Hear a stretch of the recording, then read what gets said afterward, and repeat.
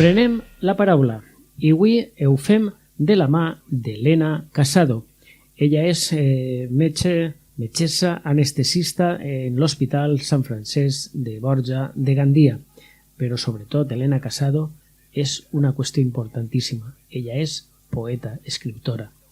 Helena, benvinguda. Hola, bona vesprada. Helena, Cuando se acabe el aire és un poemari que tu no te n'havies adonat que estaves escrivint-lo i que després ha sorgit d'una manera fantàstica, perquè tindre un pròleg de Jon Sistiaga no és qualsevol cosa. No, la veritat és que ha sigut una oportunitat. Ha sigut el tema de que el pròleg siga de Jon. Vamos, no puc estar més honrada, no m'ho haver imaginat mai a la vida. Jo vaig conèixer a Jon perquè, bueno, no sé si ho sabeu, que Jon va fer un documental molt important en el sentit de que per a mi reflexa molt bé tot el que va passar durant la pandèmia, que es diu Miedo, el de Movistar Plus, que es pot veure ahir. I ell em va contactar després de que jo vaig fer una entrevista per a la cadena SER, ell em va escoltar i tal, va veure que jo escrivia i volia contactar amb mi per a aquest documental. Es van conèixer ahir, el documental mereix moltíssim la pena. I clar, jo quan vaig escriure el poemari, com que també era un poc, sense jo haver-ho buscat, però va acabar sent un poc una cronologia d'aquells dies, li vaig demanar si em voldria fer el pròleg. I em va dir que sí, jo en plan de no m'ho crec, m'ha dit que sí. Molt bé. Conta-li a la gent el llibre, és a dir, tu vas escriure perquè tu per defecte vas escrivint, però després com estructures el llibre? Com dius, vaig a seleccionar per a que això sigui un poemari? Jo de normal escric pràcticament tots els dies. És la meva forma de... d'expressar-te. Sí, d'expressar-me emocionalment, d'ordenar el meu cap. A vegades són poemes que mereixen la pena i a vegades són poemes que acaben en una bola en la basura perquè ha sigut simplement com que escriu un diari, però després quan es relliges o es corriges dius, això no, millor que no vega la llum, deixeu estar. Entonces, clar, durant tot el que va ser el confinament, la pandèmia, tot l'estrès emocional que portàvem, la meva forma de manejar aquesta ansietat, aquest estrès, aquesta pressió que teníem era escriure molt, sobretot poesia. I jo portava tots els dies, diguem, un diari de versos. Anava ficant el dia que era, més o menys el que havia passat i escrivia el que em naixia. Jo no ho feia de forma estructurada, de vaig a fer un poemari, no ho portava en el cap. I quan ja passa el temps, ja anem normalitzant un poc la vida diària i dic, m'ha sentit, bueno, què faig? En tot això podria fer alguna cosa, em vaig ficar a repassar-los i vaig veure que alguns mereixien la pena i que realment podia eixir alguna cosa bona d'ahir. I vaig anar mirant quins dies em semblaven més importants o quines dades eren més específiques per portar com una espècie d'esquelet del que havia estat passant, de com havia anat evolucionant tot. I no sols vaig agarrar els dies més importants per a tots o més senyalats per a veure l'evolució de com anaven passant els mesos, sinó també algunes dades que per a mi eren importants a nivell personal i que m'havien marcat o que les havia viscut d'una forma, diguem, íntimament afectada de viure aquest moment en aquesta dada senyalada per a mi. Jo voldria que m'explicares per què d'aquest títol. És un poc evident, no? Cuando se acabe el aire és quan no pots respirar, com em sentíem tots, no només de forma, diguem, literal, perquè, òbviament, la Covid és una malaltia respiratòria que afectava que la gent s'ofegava, entre molta altra patologia, però diguem que això és la part més fonamental que té com a reflexe patològic, sinó també per com em sentíem tots.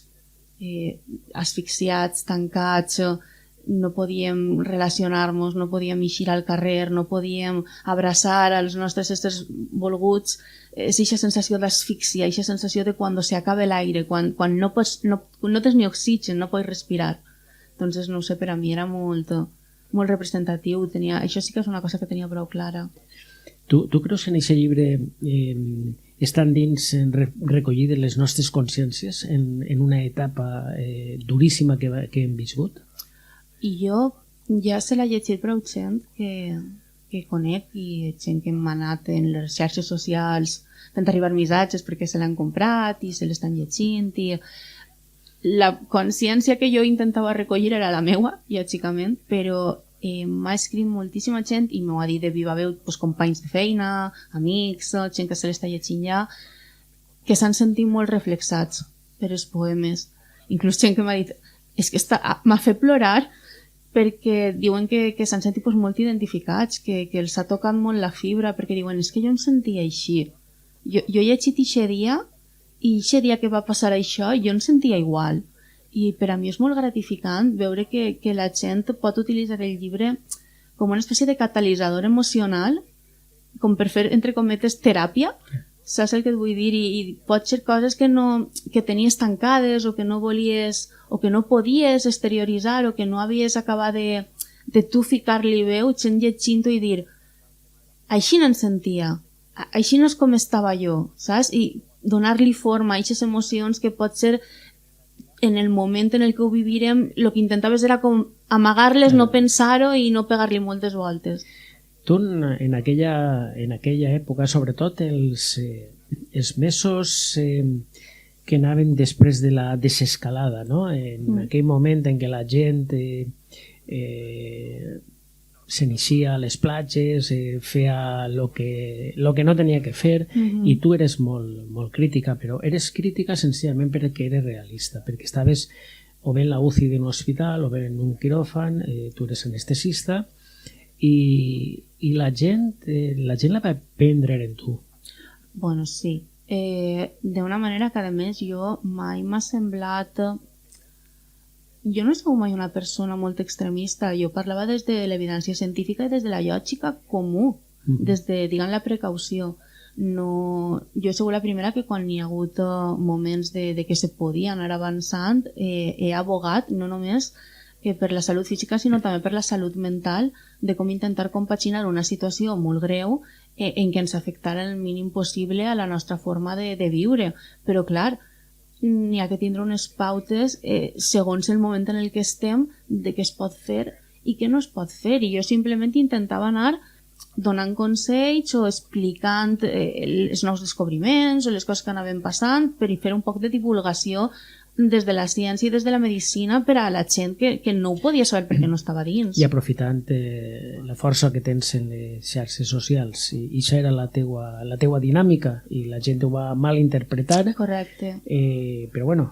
Jo entenc que estàvem passant era una època de molta ansietat, de que la gent no es trobava bé i de que, clar, veuen una figura més o menys pública i l'agarren en tu, perquè tu eres com la cara visible, encara que no sigues tu específicament, però la que s'emporta tots els palos eres tu, i clar, tu intentes també, tu dius, jo estic intentant fer unes coses positives, jo no guanyo res d'estar així i estic intentant informar i ajudar un poc des del que jo puc fer, intentar ajudar a la gent, i clar, quan ja t'has començat a arribar amenaces, insults, gent que ja no és que s'estiga clavant en el que tu dius, perquè tu pots opinar diferent a mi i podem debatir-ho des de la tranquil·litat i no passa absolutament res, però ja quan t'ataquen a nivell personal o intenten posar-se agressius, fa un poc de por, la veritat, no es porta bé.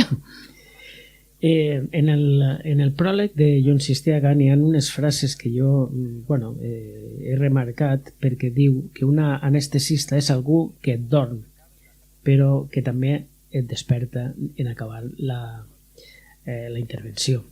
És paradoxalment el que fa este llibre, no? És dir, que te pot adormir però que te desperta aquestes emocions i aquests sentiments, no? Jo sempre parlo de la poesia com a un vaixell d'emocions. És a dir, quan tu escrius poesia, tu estàs utilitzant les paraules, diguem, per a intentar transportar els teus sentiments cap al lector. Però el lector que recibeix este poema no només va llegir literalment el que tu estàs dient, sinó que va utilitzar-ho per a reflexar el que ell o ella sent. No sé si m'explique. A vegades un poema tu pots estar intentant dir una cosa, però la persona que el recibeix pot interpretar una altra segons el que ell o ella necessita. Jo crec que això és molt bonic en la poesia, perquè a vegades un mateix poema pot tindre moltíssimes interpretacions i no n'hi ha ninguna que siga incorrecta. I és molt important perquè jo penso que la poesia serveix moltes vegades per a despertar, com tu has dit, els sentiments d'una persona i a vegades el que eixa persona necessita sentir en aquest moment. Helena, jo voldria que en este moment ens llegires algun poema d'aixòs que tens ahí guardat, tal vegada perquè estem un poc dormits i per refrescar-nos i per eixir d'aquest somni. Vale. Si te pareix bé el del 28 de març. Correcte. 28 de marzo. El gobierno decreta el endurecimiento del estado de alarma, con prohibición de todas las actividades no esenciales. 72.248 contagios, 12.285 altas, 5.690 muertes.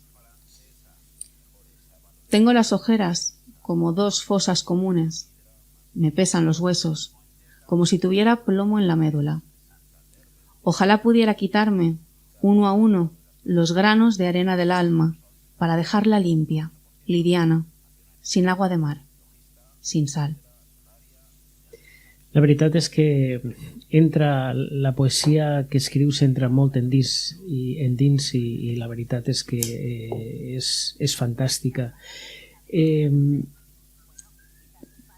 En el pròleg de Joan Sistiaga també diu que Helena, tu eres molt bona amb els fàrmacs, en els hipnòtics, en els sedants, però que eres millor avivant i estimulant les consciències en la poesia, que és el que pretén este llibre i que és un llibre del tot recomanable i que ara començaràs també a presentar-lo. Correcte, sí, el dia 28 fem la primera presentació, que l'anem a fer en Sueca, que és el meu poble, doncs té que ser en Sueca, i tenim a Joan Baldoví, que estarà allí fent de presentador un poc, d'introduir el llibre, de parlar un poc d'ell també.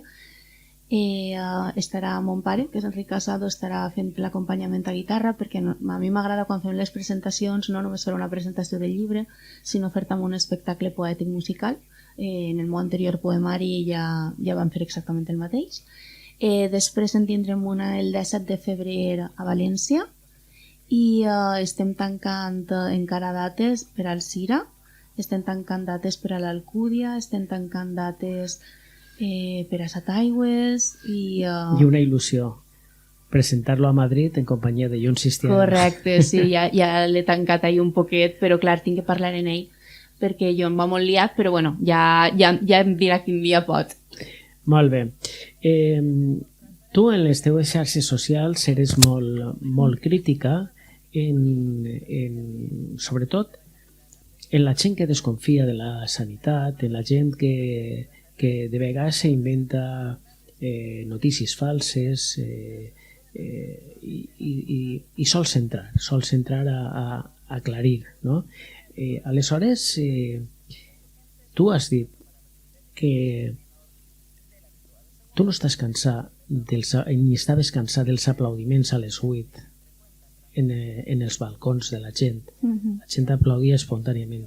El que sí que estàs cansat és de que els polítics no facin la seva feina i aplaudisquen allí. Correcte, això ho vaig dir ahir i ho torno a repetir, jo ho porto, diguem, des de que es començaren els aplaudiments de les 8, primerament companys que diuen, jo no vull que la gent m'aplaudisca, jo no tinc ningun problema en la gent que eixia als balcons, de forma espontània, va ser un moviment preciós, la gent estava tancant en casa, la gent ens intentava reconèixer no només als sanitaris, sinó a tots els treballadors essencials que estàvem en el carrer fent la nostra feina, reconèixer un poc el que estàvem fent d'enfrontar-nos ahí fora a una situació perillosa i poc coneguda. A mi el que no m'agrada és que, escolta, la teua feina no és aplaudir en el Congrés. Si tu m'estàs aplaudint però després no fas el que tens que fer, que és reforçar la sanitat pública, tratar els treballadors com Déu mana i donar recursos per a que la gent no tinga que esperar-se un any de llista d'espera en què el vega un metge o un mes en què el puga veure el professional d'atenció primària, no em serveix de res que jo no vull que tu m'aplaudisques, tu eres un polític, tu eres un gerent dels diners públics. I té les eines per poder fer això. Clar, tu eres el que pots solucionar que una persona cride al centre de salut perquè necessita un metge i en 15 dies no el puga veure ningú. Què fa esta persona? No va estar 15 dies esperant que algú la vega? Doncs se'n va a les urgències de l'hospital. I moltes vegades la gent que ve a les urgències de l'hospital sap que no té que vindre, saps què et vull dir? Sí, sí. Però si no té un metge d'atenció primària, doncs se'n ve a l'hospital. I què passa? Que està sobrecarregant això. En fi, és això. Jo no vull que aplausos de la gent que té capacitat de solucionar els problemes, vull que solucionen. I aquests dies tan durs, perquè la vostra feina és complicada. És complicada perquè, evidentment, quan entra algú en UCI, quan entra algú en un quiròfan, és perquè realment té una necessitat i una urgència. Val? Però en aquell moment que entraven, bueno, que estava col·lapsat, que inclús respiradors, no sé si la llegenda aquella de que no n'hi havia prou i que d'alguna manera seleccionava, o a veure com un metge selecciona un respirador per tu sí, per tu no, bueno, era complicat, però què era el més dur, Helena? Veure, per exemple, a un pacient com se li agotava el ciri de la vida, o després que comunicar-ho a la família, o després agarrar un bolígrafo i escriure-ho en un poema? Jo crec que sempre el més greu és perdre el pacient. A nosaltres, ni en la carrera ni en la vida professional, realment t'ensenyen a perdre pacients. Per exemple, el tema de l'eutanàsia també és molt controversial entre els metges perquè ningú te prepara per a prendre la decisió de perdre un pacient o d'eixa sensació de he perdut. Quan ens tenien que enfrontar a pacients que molts anaven malament, molts no podien traure'ls, n'hi havia que sí, però la gran majoria pues, no anaven bé, afecta molt. Afecta moltíssim perquè tu no estàs preparat per això, tu estàs preparat per a poder solucionar i per a poder salvar vides. I tindre que perdre tantíssims pacients va afectar molt, sobretot perquè era una malaltia que a vegades no donava la cara al principi, pareixia que el pacient anava bé, tu dius, mira, este pacient està anant millor, i de repente pegava un revés, empitjorava moltíssim i no eixia, eren convalescències molt llargues. Per això, quan aconseguia un pacient eixir de la UCI es feien els passillos d'aplaudiment, aplaudint al pacient de que havia eixit, perquè també això a nosaltres ens alegrava moltíssim veure que n'hi havia un pacient que aconseguien que eixira, que aconseguiren que tornara a la seva família, que tornara a la seva vida. Era una sensació que dius, per fi, ha pogut el pacient, hem pogut nosaltres, algo que va bé, era també terapèutic per a nosaltres d'alguna manera. És molt dur quan perds un pacient, no només ara, en qualsevol tipus de situació. I Helena, emocionalment, mentalment, com ha afectat esta enfermedad, esta pandèmia als professionals? Fatal. No només pel que t'estic comentant de que primer nosaltres ens tinguérem que enfrontar a una malaltia nova, contagiosa, perquè jo recordo que damunt es mentia molt, em sap molt mal, però els polítics mentien molt, dient que sí que n'hi havia material, que ens havien aconseguit material, que ens havien portat avions i camions i no sé què. Jo recordo ma mare dir-me, ai, però no sé qui ha dit que ha vingut un avió de material, i jo, pues no sé on està perquè en l'hospital no el tenim. Jo ateníem a pacients en ulleres que havíem comprat nosaltres, en màscares d'estes de construcció, que l'home d'una companyera té una empresa de construcció i ens va aconseguir màscares d'estes tipus casco de soldador. Vull dir, no teníem material en condicions, no teníem mascarilles en condicions, compràrem dels nostres diners nosaltres material per a poder protegir-nos. Gent ens va donar, venien carregats en caixes, gent que tenia impressores 3D en casa i es va ficar a imprimir pantalles de seguretat, dentistes que havien tancat la clínica i ens portaven les bates que ells gastaven per quan tenen que fer intervencions en clíniques odontològiques, ens portaven les típiques bates, carnissers, gent que tenia material de protecció normal i corrent, doncs ens els portaven en caixes gratis a l'hospital per ajudar. Clar, tu tens por, i això afecta molt. Després tornes a casa amb la teva família i tu has estat exposat a això i tu pots ser un vehicle de contagi i contagiar els teus familiars. Això donava moltíssima ansietat perquè damunt podia ser culpa teua que ells es posaren malalts, saps el que et vull dir? Després ha sigut una cosa que ha sigut molt sostès en el temps, no ha sigut un mes o dos, ha sigut molt de temps mantenint, diguem, aquesta situació de pressió assistencial. I després de veure que tu estàs donant el 200%, que estàs anant d'un hospital a altre que t'estaven manejant de lloc de feina perquè igual així n'hi havia gent de baixa perquè hi havia algú malalta, enviaven a gent allí, te canviaven de servici, metges que estaven fent o infermeres que estaven fent guàrdies i turnos en servicis que no eren els seus però no n'hi havia gent allí i els enviaven, i després tu donar-te compte de que tu estàs donant el 200%, de que no estàs demanant res a canvi i de que damunt qui te tindria que donar les gràcies, i m'estic referint a l'administració, o te tindria que proporcionar recursos, el que fa és putejar-te més, això t'afecta moltíssim, te crema moltíssim. Per tant, este llibre, este poemari, és una mena d'homenatge als teus companys i companyes, als sanitaris, no? A tota la gent que ha estat ahí, no? Correcte. És un homenatge als meus companys i companyes, a tota la gent que ha passat per ací. És un homenatge a tots els que hem aconseguit eixir, que a mi el que no m'agrada gens és quan es diu esta frase de saldremos más fuertes, saldremos mejores. Mira, no. És impossible que després de milers i milers de morts, de crisis en el país, de crisi econòmica que encara no m'ha alçat el cap, la gent isca millor o més forta. A mi xit que ja és prou. Ja és prou. La veritat és que ixa frase repetitiva, no? D'eixirem millors i tal, jo crec que la societat no s'ha pres en serio esta enfermedad. Jo crec, estic convençut. De fet, ara estan donant que Xina està també en una situació complicada. Correcte. Que s'estan tancant ja fronteres i tal, i dius, bueno, ja tenim altra volta així el bitxet, val? Però la gent és com si no li anara en ella.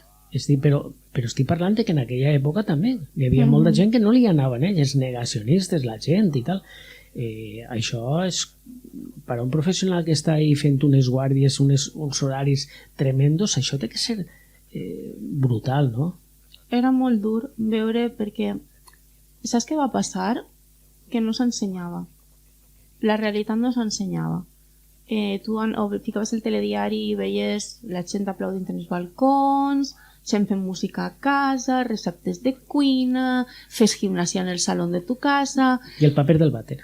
Sí, però no s'ensenyava el que estava passant en els hospitals. Era és com en el tema dels suïcidis, lo lleig no es vol ensenyar, no es parla d'aquestes coses perquè no es pot parlar d'això, és un tema tabú. I clar, la gent no s'ho agarrava en sèrio, la gent no sabia la gravetat del que... Per això, per exemple, el documental que va fer Jon, de Miedo, ojalà haver eixit per la tele tot això quan tindria que haver eixit. Si s'haver ensenyat realment el que estaven visquent, si s'haveren ensenyat les UCIs de veritat per dins, si s'haveren ensenyat les morgues, si s'haveren ensenyat els professionals de les funeràries que no podien descansar arreplegant pacients per les cases, arreplegant pacients en les residències, arreplegant pacients en els hospitals, si s'haveren ensenyat tota la realitat del que estava passant, tots els dolors de les famílies que estaven perdent gent, jo crec que la gent s'ho va haver agarrat més seriosament. Elena Casado, ha sigut un autèntic plaer tornar-te a entrevistar de bell nou, poder presentar un llibre que recomanem la seva lectura, un poemari magnífic, i sobretot donar-te les gràcies per fer una llavor callada però en un altaveu grandíssim, que són les xarxes socials, que tu en això eres una mestra. No, home, no. Una mestra de les xarxes socials, t'ho dic. Aleshores n'hi ha molta gent que et segueix i que tu tens molt a dir i quan dius les coses se te té en compte. Ui, Moltíssimes gràcies a tu per convidar-me una vegada més, per donar-me una altaveu una altra vegada més, perquè això també és una altaveu molt important i sobretot per les teues paraules, tant per la nostra tasca com a metges, infermeres, sanitaris en general, com per les paraules que has tingut per al llibre. Molt bé. I a tots vostès dir-los que esta entrevista per a mi és un autèntic i sincer homenatge tant per a Elena Casado com per a tots i cadascun dels sanitaris, començant pels metges i acabant per els celadors.